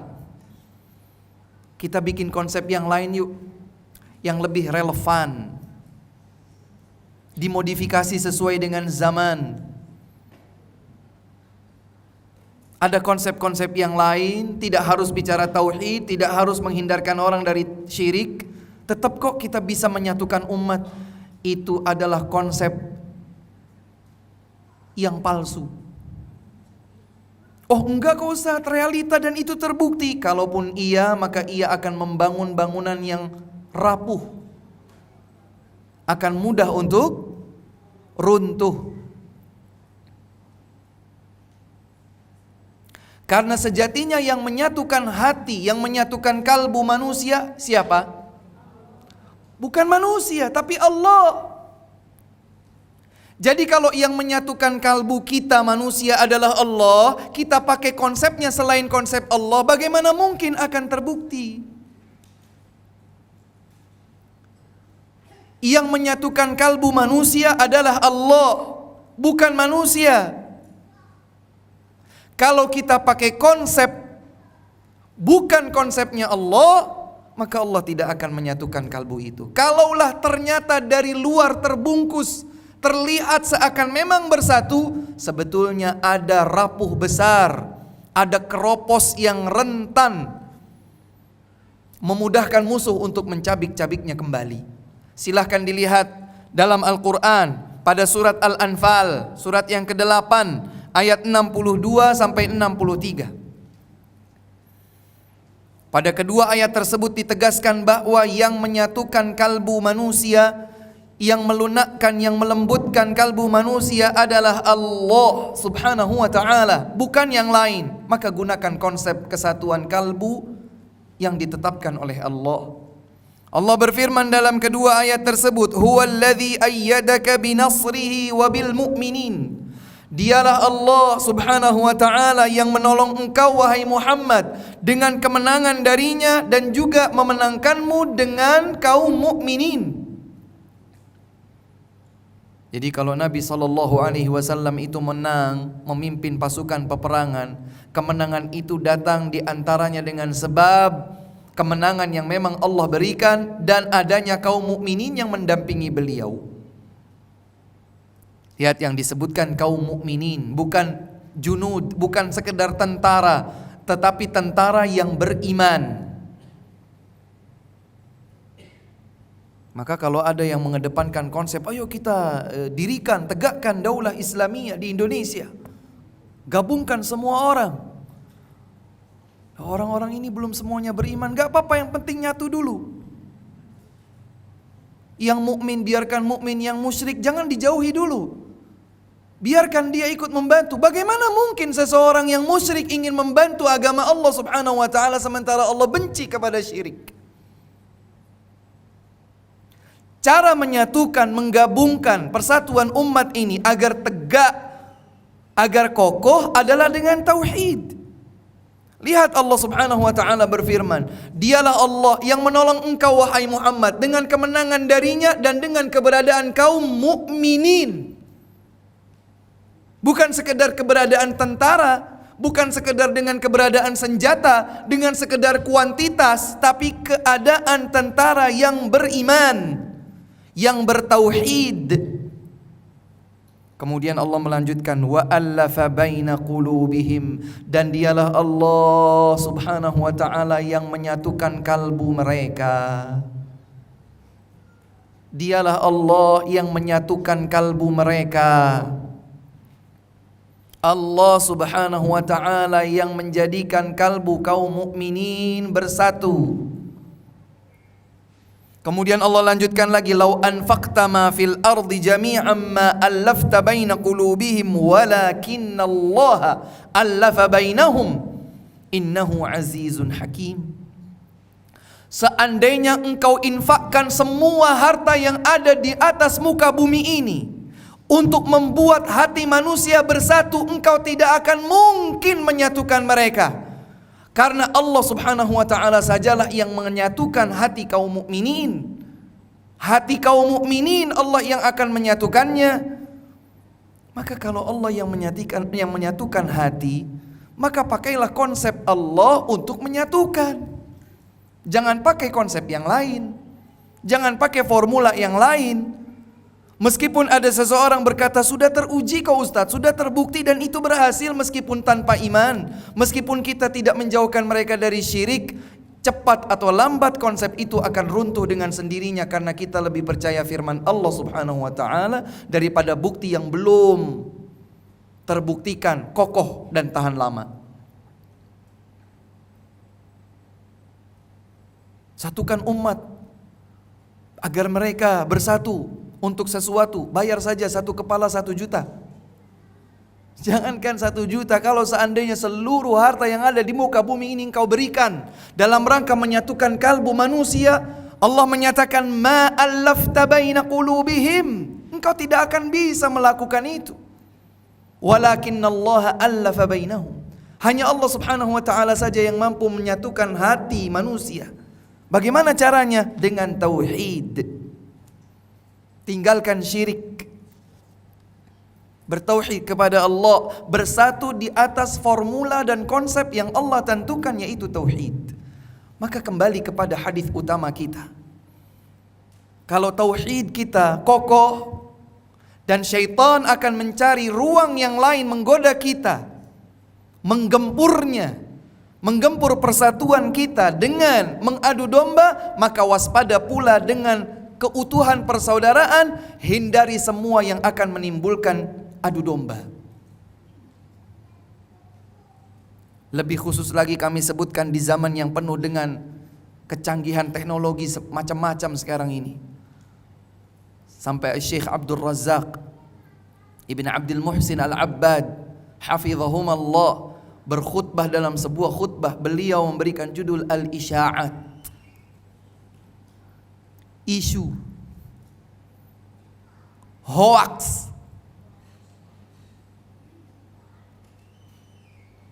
Ini isu Islam bukan diam bagaimana menyikapi isu.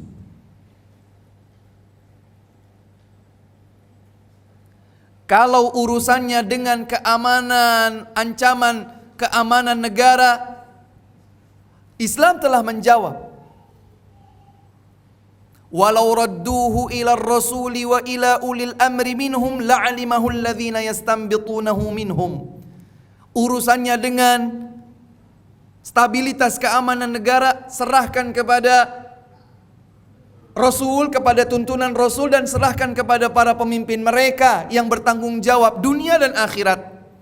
Engkau tidak perlu ikutan. Allah subhanahu wa ta'ala sudah memberikanmu uzur untuk tidak masuk ke dalam zona itu. Maka tidak perlu engkau memperkeruh dirimu sendiri dengan masuk ke dalam zona tersebut tanpa ilmu.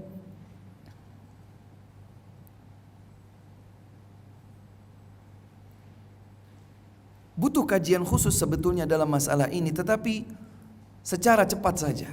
Karena banyak sekali di antara kita yang sudah mulai bicara sana sini, gak jelas. Ya akhi, min husni islamil mar'i tarkuhu ma la ya'ni. Di antara nilai kebaikan Islam seorang hamba adalah ia tinggalkan apa yang ia tidak berilmu tentangnya, ia tinggalkan apa yang tidak bermanfaat baginya. Urusannya dengan Allah masih banyak, masih panjang. Man kana yu'minu billahi wal yawmil akhir falyaqul khairan aw liyasmut. Sudah diam.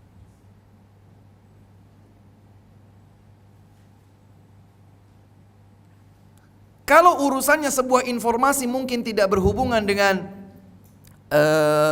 stabilitas keamanan negara misalnya, maka ada tabayyun. Konsep tabayyun juga jelas dalam surat Al-Hujurat.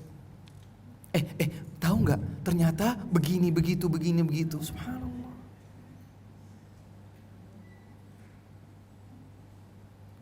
Justru kita itu bersyukur kalau tidak tahu isu itu, harusnya bersyukur. Kepala kita tidak ketambahan satu beban.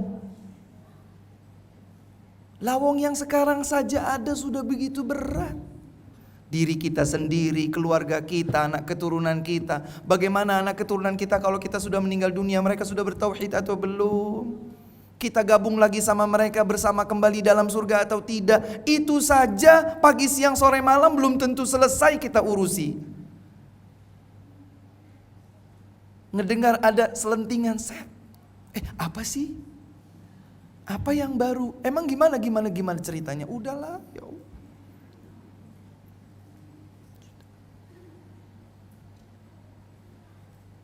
Baca Quran kita belum sebanyak kita membaca medsos.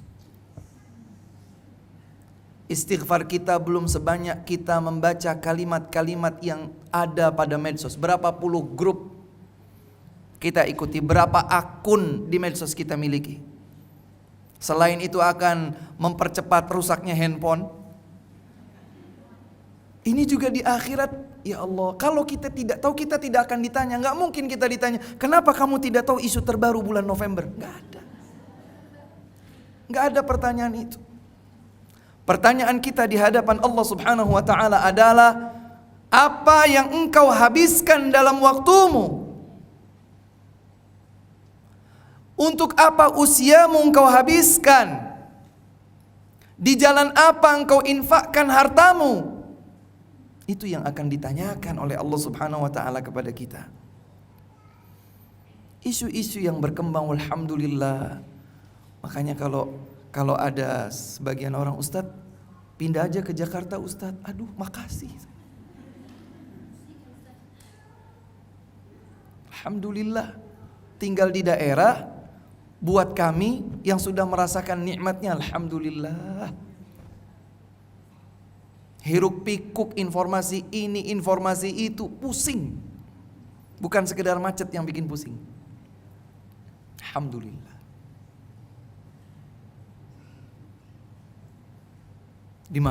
Dimasukkan ke dalam sebuah grup. Entah apa grupnya. baik-baik pamit. HP saya makin lemot ini. Mohon maaf. Jazakumullahu khairan atas kepercayaan yang diberikan. Saya pamit undur diri. Semoga grup ini menjadi grup yang bermanfaat bagi Islam dan kaum muslim. Assalamualaikum. Bukan tidak mau, tetapi kadang-kadang kita itu tidak, bedanya tipis antara mau tidak mau dengan membatasi diri masuk ke dalam hal-hal yang tidak bermanfaat buat kita. Bedanya tipis. Syaitan menghembuskan, masuk aja nggak apa-apa, bermanfaat loh, banyak share ilmu loh, banyak ini banyak itu. Tapi kemudian ketika lama di dalamnya, wah ini hantam sana, hantam sini, sindir artikel ini, sindir artikel sana. Ada isu dibahas. Bagaimana menurut antum, ini ada yang berkembang seperti ini? Masya Allah. Kalau benar-benar jujur pada diri kita sendiri, ini akan dibahas ilmiah, silahkan. Silahkan dibahas ilmiah. Kalau ada demikian seperti apa? Tanpa harus menyebutkan nama, tanpa harus menyebutkan. Bahas secara ilmiah silahkan. Ketahui hukumnya, apa dalilnya, apa yang harus kita kerjakan. Silahkan. Tapi kalau udah kemudian, wallahi kita itu takut. Kalau sudah membicarakan seseorang, ya. Tidak takutkah kita menjadi seorang yang muflis? Nanti di hari kiamat kita banyak punya tabungan amal, salat, siam, sedekah, semua kita bawa. Tapi kemudian nanti kita harus mempertanggungjawabkan itu, fulan diribah, fulan riba, fulan diribah, fulan diribah. Berapa orang yang diribah? 1 juta orang. Ini amal kita diberikan untuk membayar itu.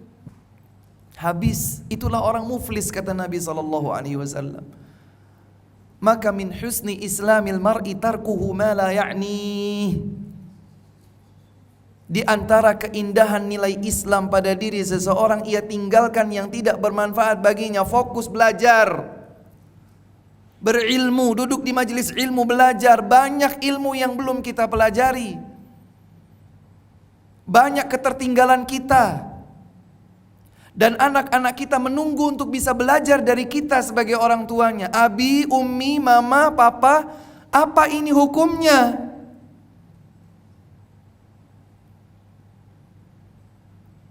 Mereka tidak bisa menjawab karena tidak berilmu. Nanti ditanyakan kepada ustadz. Merasa kalau sudah ditanyakan kepada ustadz selesai, kemudian dia sibuk dengan qil, qal, katanya di medsos. Apakah yang seperti ini benar? Tidak benar. Ini keliru. Belajar, berilmu, agar ucapan kita, perbuatan kita, keyakinan kita benar, dapat dipertanggungjawabkan di hadapan Allah Subhanahu wa taala. Kita pun bisa mengajarkan anak-anak kita, kita beristirahat dari hal-hal yang tidak bermanfaat. Walakin fit tahrishi bainahum. Hati-hati terhadap perangkap syaitan yang selalu ingin mengadu domba di antara kita kaum mukminin. Dan jangan sampai kita menjadi kendaraannya syaitan. Kemudian kita merusak hubungan di antara A dan B. Kalau berada bersama A, seakan-akan berpihak kepada A. Ketika A tidak suka kepada B, kita tampilkan bahwa diri kita bersama si A. Iya tuh kayaknya si B, saya juga bingung gimana. Nanti kalau kita bersama si B, kita juga seakan-akan berpihak kepada B, menjelek-jelekan si A. Subhanallah. Dzul wajhain, orang yang punya dua wajah. Yang mestinya kita hadir untuk menyatukan mereka. Si A sedang ngomongin jelek si B. Enggak, sebetulnya insya Allah B itu begitu perhatian kepadamu, tapi mungkin engkau belum mengetahuinya. Kalau engkau mau izinkan saya untuk menggali ini, insya Allah saya yakin si B itu sebetulnya sayang padamu, wahai A. Itu kalau niatan kita untuk menjadi perantara islah, perdamaian, perbaikan di antara keduanya. Tapi kalau hanya sekedar berpihak kepada si A saat berada bersama si A, menjadi berpihak pada si B saat duduk bersama si B, menggantungkan masalah, di sini senang, di sana senang. Pokoknya fulan senang pada saya, fulan juga senang sama saya aman di sisi si A, saya aman di sisi si B. Dia tidak sadar bahwa dirinya sedang ditunggangi oleh syaitan, mengadu domba antara keduanya. Na'udzubillah. Ini syaitan, hadirin sekalian, ya. Syaitan itu memainkan peranannya di antara kita ini. Ustadz Fulan kok begitu, Ustadz Fulan kok begini. Oh ternyata begini begitu ya. Kayaknya yang benar si Ustadz Fulan, dia tuh kan sudah lebih begini, sudah lebih begitu, sudah. Kita kemudian berposisi sebagai juri untuk menilai. Yang benar Ustadz Fulan, yang keliru Ustadz Fulan. Padahal Ustadz Fulan dengan Ustadz Fulan tidak ada masalah. Perbedaan terjadi, iya perbedaan terjadi secara ilmiah. Tapi kita karena tidak tahu, kita pikir mereka sedang berantem. Abadan. Ahlus sunnah wal jamaah sangat merindukan adanya persatuan. Kalau terjadi perbedaan, kalau terjadi kekeliruan pada diri seseorang da'i ahlus sunnah, maka yang lain menegur dan memberikan nasihat, clear, selesai. Tapi digoreng sana, digoreng sini, diperbesar di sana, diperbesar di sini. Ya ikhwah, ittaqullah. Wallahi kita akan ditanya oleh Allah Subhanahu wa taala. Wallahi kita akan ditanya oleh Allah Subhanahu wa taala. Kalau kita melakukan sesuatu, kita mengucapkan sesuatu, kita menilai sesuatu, menjustifikasi sesuatu tanpa ilmu. Wala taqfu ma laysa laka bihi ilm. Inna sam'a wal basara wal fuada kullu ulaika kana anhu mas'ula. Jangan bicara yang engkau tidak berilmu tentangnya. Pendengaranmu, penglihatanmu, kalbumu semua akan ditanya oleh Allah Subhanahu wa taala.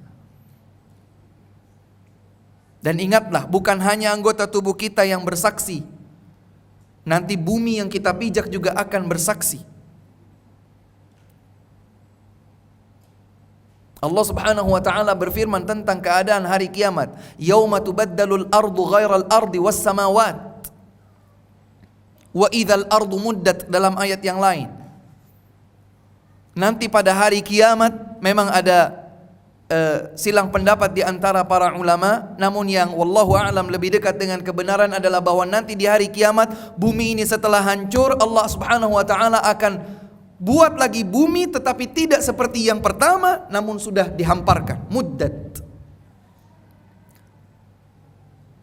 Kemudian firman Allah, "Idza zulzilatil ardu zilzalaha wa akhrajatil ardu athqalaha wa qala al insanu ma laha yawma idzin tuhadditsu akhbaraha." Jadi bumi itu akan bersaksi, ya Allah di atasku fulan telah ghibah. Ya Allah di atasku fulan namimah. Ya Allah di atasku fulan telah menilai, mencaci maki, memberikan tuduhan palsu kepada fulan. Semua akan bersaksi. Maka kita harus berhati-hati. Jangan sampai kita memiliki saham yang ternyata kita meruntuhkan keutuhan persatuan umat ini. Walakin fit tahrishi bainahum. Mengadu domba, memberikan kebencian, menyebarkan perselisihan, persengketaan di antara umat Islam. Kalau itu sempat terbisikkan, buru-buru istighfar, astaghfirullah wa a'udzu billahi minasyaitonir rajim. Tinggalkan itu, fokus kepada sesuatu yang kelak akan saya pertanggungjawabkan di hadapan Allah Subhanahu wa taala. Ini tidak menghalangi kita untuk beramar ma'ruf nahi mungkar. Silahkan tegakkan nasihat, karena agama ini adalah nasihat. Saling berwasiat dengan kebenaran, saling berwasiat dengan kesabaran. Tapi kita juga menegakkan amar ma'ruf nahi mungkar, namun tidak menjadi penyebab tercerai berainya umat. Ustadz, prakteknya susah Ustadz, karena kita belum berilmu. Kalau kita belum berilmu, jangan buru-buru masuk ke medan yang kita tidak bersenjata padanya. Kalau kita mau jihad, kita tidak punya apa-apa, tidak punya senjata, tidak punya perisai, tidak punya penutup kepala untuk melindungi kepala, tidak punya baju besi. Mati konyol namanya. Begitu pula kalau kita masuk ke dalam fitnah wal'iyadzubillah, kita tidak punya ilmu. Orang yang punya ilmu saja menjauh dari fitnah.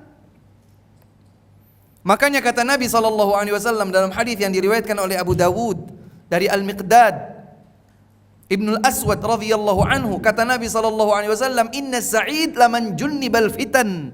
Sungguh orang yang berbahagia adalah yang dijauhkan dirinya dari fitnah. Inna sa'ida laman junnibal fitan. Orang yang berbahagia itu yang dijauhkan oleh Allah dari fitnah. Makanya orang yang mendekat kepada fitnah tidak lebih baik daripada orang yang menghindar. Orang yang berlari mendekat dari fitnah tidak lebih baik daripada orang yang berlari menjauh dari fitnah. Menjauhlah dari fitnah. Berbekal ilmu lebih banyak lagi.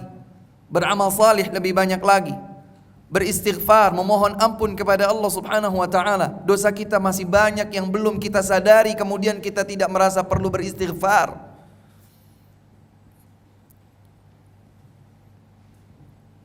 Bersemangatlah apa yang bermanfaat buat kita. Ihris ala ma yanfa'uk. Ista'in billah. Mohon pertolongan kepada Allah. Jangan sampai kita tergelincir di dalam jalannya syaitan, atau bahkan dijadikan sebagai tunggangan syaitan untuk mencerai-beraikan persatuan umat. Semoga Allah Subhanahu wa taala menjadikan kita sebagai hamba-hambanya yang banyak beristighfar, yang banyak bertaubat, yang banyak kembali bergantung kepada Allah, bertauhid kepada Allah, menjauh diri dari syirik, menjauh diri dari fitnah. Semoga Allah Subhanahu wa taala menjadikan kita sebagai hamba-hamba yang suada, bahagia, karena kita dijauhkan, dilindungi oleh Allah dari fitnah. Semoga Allah Subhanahu wa taala memberkahi ilmu kita, menjadikannya sebagai ilmu yang bermanfaat, yang dapat berbuah manis berupa amal. Semoga Allah Subhanahu wa taala menutup usia kita dengan husnul khatimah, dan semoga Allah Subhanahu wa taala memasukkan kita bersama orang-orang yang kita cintai ke dalam surga yang tertinggi Al-Firdaus. Allahumma amin. Hadza wallahu taala a'lam. Sallallahu wa sallam wa baraka ala nabiyyina Muhammadin wa ala alihi wa sahbihi wa sallam. Wa akhiru da'wana alhamdulillahi rabbil alamin.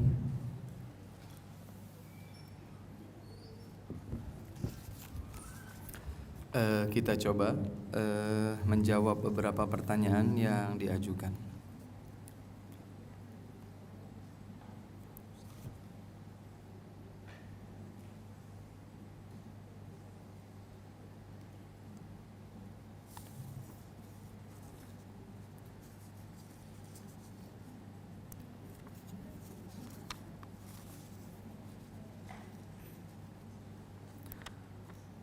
Berjabat tangan dengan lawan jenis yang bukan mahram kita itu tidak boleh.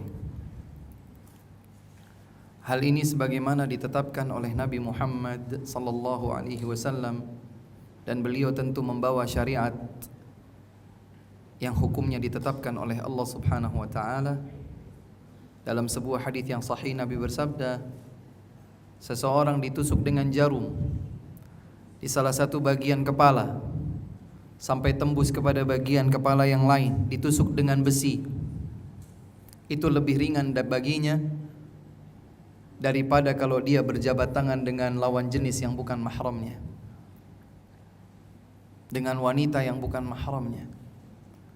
Bagaimana kalau berjabat tangannya setelah pakai kaos tangan, setelah pakai kaos tangan kemudian menjulurkan jilbab? Ini sama saja. Jadi bagaimana Ustadz? Alhamdulillah sekarang, mohon maaf ya kalau kami mendapatkan langsung, sekarang sudah semakin banyak yang bisa paham. Wanita-wanita itu banyak yang bisa paham. Dengan memberikan isyarat tertentu mereka paham bahwa mereka menghormati orang tersebut tidak harus dengan berjabat tangan. Dan kalau laki-laki juga melakukan itu, mereka insya Allah akan paham. Tapi ini mereka akan menilai kita aneh Ustadz. Nah itu awalnya. Kalau kita konsisten, kita sabar, maka insya Allah mereka akan menghormati kita. Dan sudah pernah kami bahas bagaimana Allah Subhanahu wa taala dalam agama Islam yang mulia dan indah ini menghormati, memuliakan wanita. Wanita sangat dianjurkan untuk berada di dalam rumahnya. Waqarna fi buyutikunna. Ketika keluar ia mengenakan segenap atribut jilbabnya. Yudnina alaihinna min jalabibihinna, yang diuraikan sampai menutup semua bagiannya. Kalau dia akan safar, maka dia harus ditemani oleh mahramnya. Dia tidak menggunakan wewangian yang tercium atau akan tercium oleh laki-laki yang bukan mahramnya. Dia tidak berjabat tangan dengan laki-laki yang bukan mahramnya.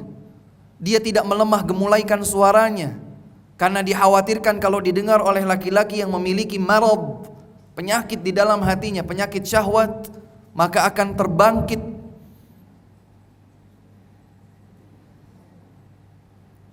Dan ini semua terbukti sebetulnya. Kalau kita jujur pada diri kita sendiri, ini terbukti. Coba kalau laki-laki normal, ya, laki-laki normal, laki-laki dewasa normal, dia angkat telepon menghubungi sebuah kantor tertentu atau apa begitu. Kemudian disambut oleh seorang wanita, tidak melihat bagaimana bentuk fisiknya, tapi kemudian suaranya begitu gemulai. Sedikit banyak, berapa persentasenya kita tidak tahu, tapi laki-laki itu terfitnah.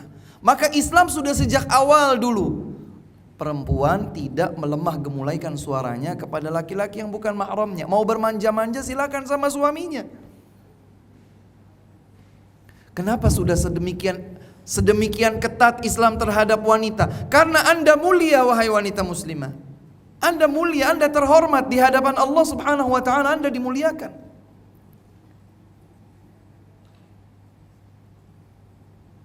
Saya sering memberikan analogi dengan sebuah batu, ya. Sama-sama batu, di tangan kanan kita ada batu yang paling mahal, batu mulia, zamrud katakan begitu. Dengan ukuran yang serupa di sebelah kiri kita ada batu kali, batu sungai. Pertanyaan sederhananya, apakah kita akan memperlakukan kedua batu tersebut dengan perlakuan yang sama? Jawabannya tentu tidak.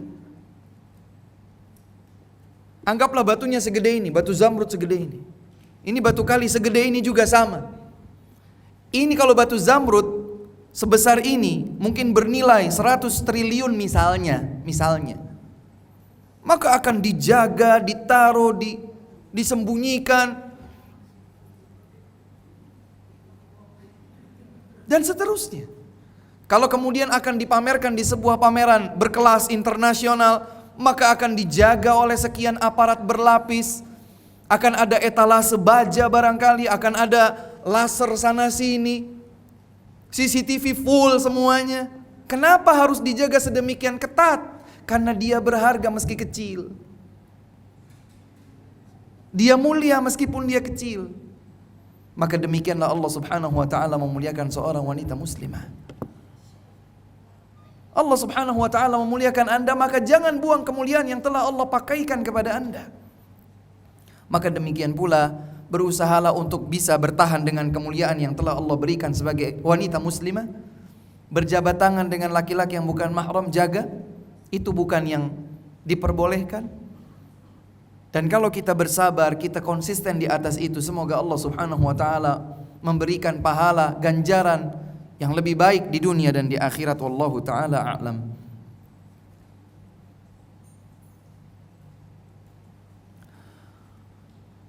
Membaca Shadaqallahul Azim setelah selesai membaca Al-Quran, tidak ada tuntunannya, tidak ada dalil yang sahih menyebutkan hal tersebut. Terlepas dari apakah itu kebiasaan orang Syiah atau yang lain, wallahu ta'ala a'lam, tapi kita tidak meyakininya sebagai sebuah kebaikan sebab tidak ada dalilnya. Tidak ada ayat atau hadis yang sahih menyebutkan bahwa ada anjuran, ada nilai kebaikan ketika selesai membaca Al-Quran mengucapkan Sadaqallahul Azim. Karena meskipun kita hanya membacakan satu ayat saja, Sadaqallahul Azim, memang Allah Maha benar dengan semua firman-Nya. Saat kita melantunkan Al-Quran atau sekedar kita menyampaikan ayat, Dibaca atau tidak dibaca, keyakinan kita sebagai seorang muslim, Allah maha benar dengan seluruh firman-Nya. Waman asdaqu minallahi qila. Siapakah yang ucapannya lebih benar dibandingkan Allah? Tidak ada. Allah berfirman, waman asdaqu minallahi qila. Siapa yang lebih benar ucapannya dibandingkan Allah Subhanahu wa taala? Tidak ada. Waman asdaqu minallahi haditha. Siapa yang bicaranya lebih benar daripada Allah Subhanahu wa taala? Tidak ada kecuali Allah Subhanahu wa taala. Kalau Rasul bagaimana Ustaz? Kalau Rasul karena beliau tidak berbicara kecuali wahyu, maka beliau Rasulullah sallallahu alaihi wasallam tidak berbicara kecuali kebenaran. Kalau bercandanya pun beliau tidak mengucapkan yang batil. Bercandanya Nabi sallallahu alaihi wasallam juga bukanlah sesuatu yang batil. Wallahu taala a'lam.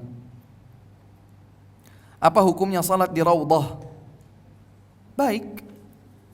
Ya, segala bentuk ketaatan kepada Allah jika ada kesempatan untuk kita lakukan di raudhah, yaitu tempat antara mimbar Nabi sallallahu alaihi wasallam dan rumah beliau adalah raudhatun min riyadil jannah. Kalau kita punya kesempatan untuk berada di raudhah, maka entah salat atau berzikir atau berdoa atau membaca Al-Qur'an, segala ketaatan yang dilakukan di tempat tersebut menjadi lebih baik karena ada berkah tempat. Berdasarkan hadis tadi, ma baina mimbari wa hujrati raudhatun min riyadil jannah. Ada satu taman di antara taman-taman surga. Bagaimana hakikat maksudnya? Wallahu a'lam. Itu telah dijelaskan oleh Nabi sallallahu alaihi wasallam seakan beliau memberikan motivasi bahwa tempat tersebut adalah tempat yang istimewa dibandingkan dengan tempat yang lainnya. Kalau kita berada di dalamnya, lakukanlah ketaatan kepada Allah, tapi ingat, ikhlas dan sesuai dengan tuntunan Nabi sallallahu alaihi wasallam. Kalau ikhlas tapi tidak sesuai, tidak diterima. Sesuai tapi juga tidak ikhlas, hanya untuk eksistensi saja. Karpetnya hijau, raudhah. Alhamdulillah, mudah-mudahan besok bisa ke raudhah lagi. Itu tutup. Khawatir itu adalah bagian dari riya yang terselubung melalui ungkapan-ungkapan manis. Sembunyikanlah amal kita dan biarkan hanya tercatat di sisi Allah Subhanahu wa taala saja. Wallahu a'lam. Kalau suami ngasih modal untuk usaha istri, hasil usahanya milik siapa? Ya tergantung. Kalau artinya memang betul-betul dihadiahkan menjadi hartanya istri, maka modalnya, hasil keuntungannya juga menjadi milik istri. Tapi kalau maksudnya suami adalah memberikan modal kepada istri yang kemudian hasilnya menjadi milik bersama, maka itu menjadi milik bersama, tinggal di... Jazakumullah khairan, barakallahu fikum. Video ini dibuat atas partisipasi dari donasi Anda. Semoga menjadi amal jariah bagi Anda semuanya.